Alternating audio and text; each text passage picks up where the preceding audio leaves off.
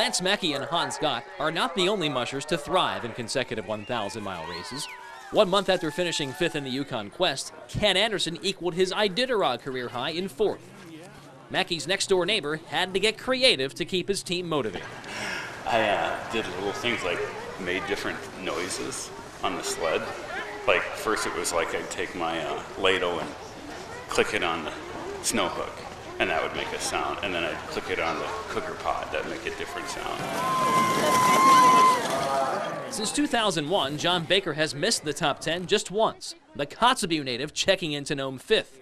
Baker, who won the Cusco 300 and led this race early, won't dwell on the trials of the trail. 9 days, 7 hours, 7 minutes, 54 seconds. Welcome to Nome. On this race, for me, the easiest thing to do is just when things get really tough and have gone wrong so often on this race, probably the easiest thing is to just quit, you know, and go home.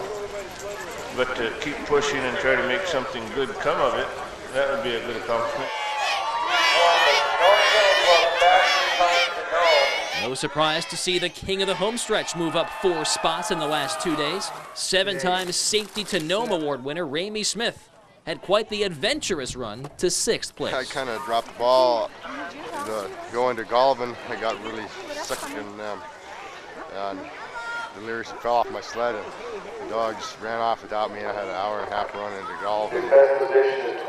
7th place Sebastian Schnula has a haircut in his near future, a courtesy of Lance Mackey no less. The Flying Seabass hanging up the harness in 2010.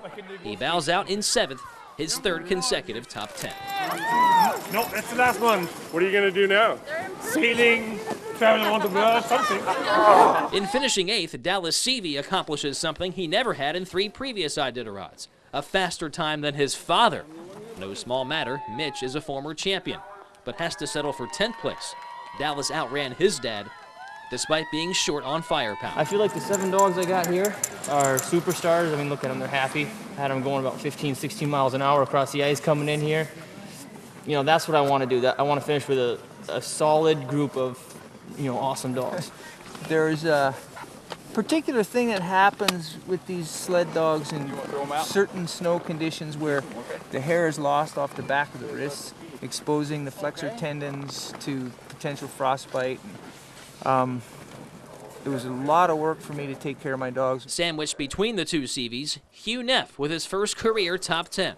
After leaving Unalakleet in 3rd place, Neff dropped 6 spots, but still appreciates being surrounded by greats. For me, this is school, and I'm learning, and just the stories these guys have.